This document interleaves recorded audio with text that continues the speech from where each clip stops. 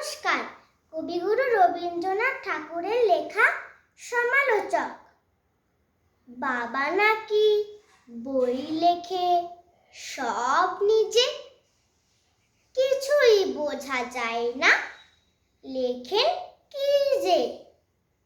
সেদিন পড়ে শোনাচ্ছিলেন তোরে, বুঝেছিলি বল মা সত্যি করে? এমন লেখায় তবে বল দেখি কি হবে? তোর মুখে মা যেমন কথা শুনি, তেমন কেন লেখেন না কওনি?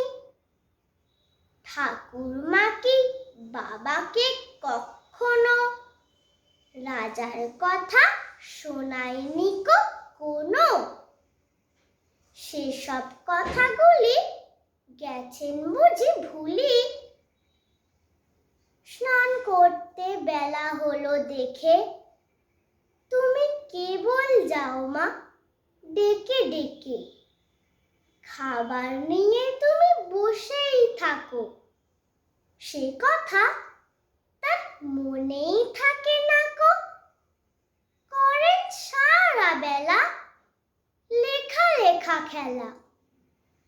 বাবার ঘরে আমি খেলতে গেলে তুমি আমায় বলো, দুষ্টু ছেলে, বকো আমায় গোল করলে পরে।